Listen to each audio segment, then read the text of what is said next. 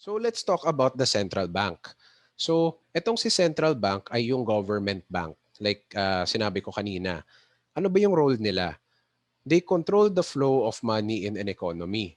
So sila din yung nagpe-print ng pera, sila din yung nagdi-distribute ng pera to different sectors in the economy. So kapag gusto nila tumigil yung flow ng pera sa economy, kaya nilang gumawa ng paraan. Kung gusto nilang buhusan ng pera yung economy, kaya rin nila gumawa ng paraan. Okay? So basically, kung ano yung flow ng money sa economy, ay dadaan muna sa kanila. Okay? Next is control bond movement. Okay, ano yung bond? Ang bond ay if narinig nyo na yung term government bonds. Okay? Yung parang investment siya. So, ano ba yung government bonds like treasury bonds? Ito yung mga investment like for example, si government meron siyang project. Meron kunyari gusto niya i-rebuild ang isang island. Okay? Pero wala silang funds. Yung gagawin nila ay mag-offer sila ng bonds sa public. Sabihin nila, oh public, I am offering a bond, meaning hiramin nyo pera nyo sa amin. Kukunin na muna namin yung pera nyo. And then after 5 years, babalik namin yung pera mo with interest. Meaning, may nadagdag ng 10% yung puhunan mo. Parang ganyan. And yung pera na yan, gagamitin nila in order to rebuild, let's say, yung isang island.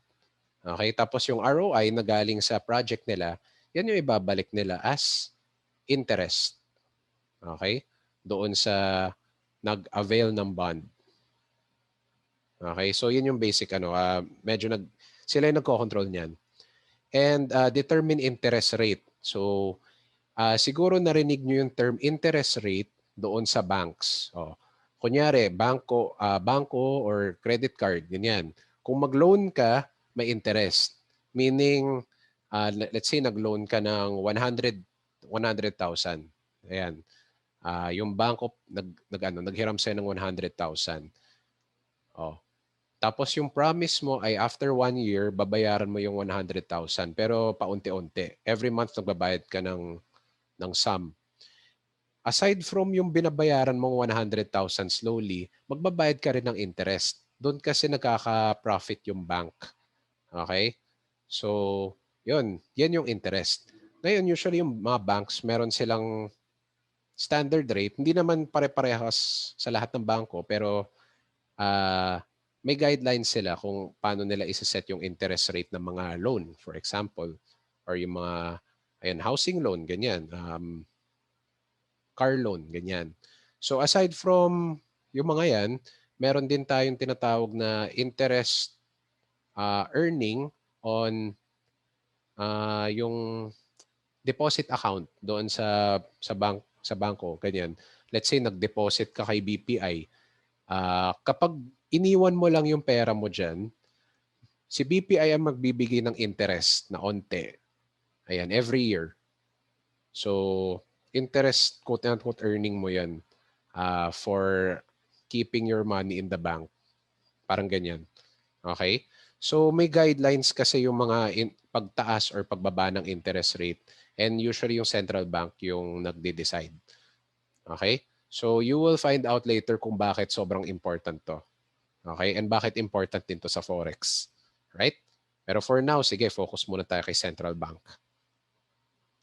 So ito lang, listahan lang to ng mga different central bank names para alam nyo dito sa Forex market.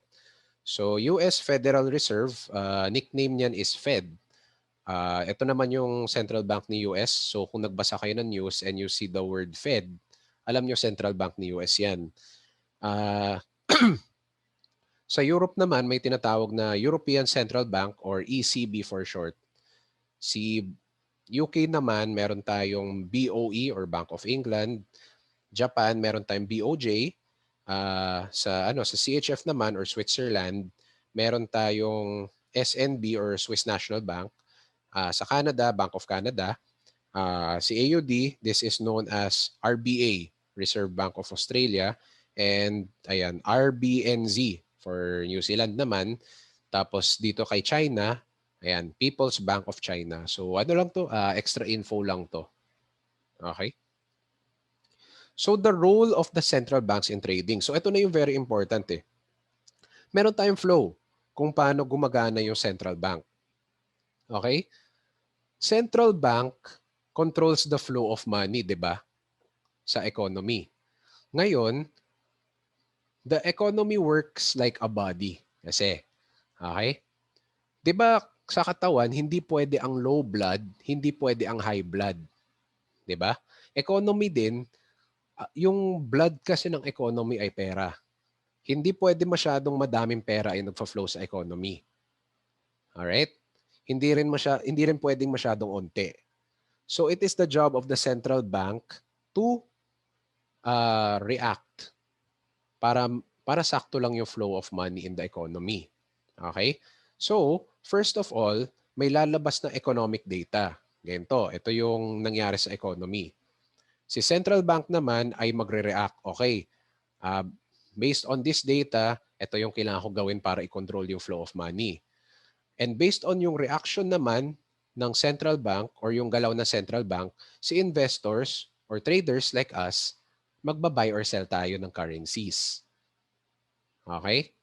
And then babalik ulit kapag may yung demand for currency A or currency B, ayan babalik ulit tayo sa economic data. And then mag-uulit lang yung cycle na to. Okay?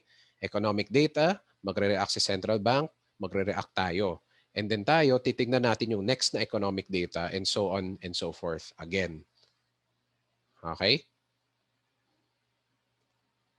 So how to monitor what the central banks are doing and how the economy is performing? So first of all, syempre yung favorite ko is Forex Factory kasi diyan lahat ng mga calendar kung saan yung high impact news or yung mga economic data, doon ko nakikita. Okay? And then may explanation din, kunyari GDP, may explanation kung ano yung GDP, ganyan. Yan yung kagandahan ni Forex Factory. Other websites naman include Daily FX, FX Street or investing.com. Ito naman ay mga news outlets to. So, isipin mo na lang Philippine Star or Manila Bulletin but for Forex. Forex, pang Forex lang. Okay? Forex yung news. Pero ganyan siya. Kilala siyang news outlet. Okay? So, ito sources lang to. We can delve into it later on.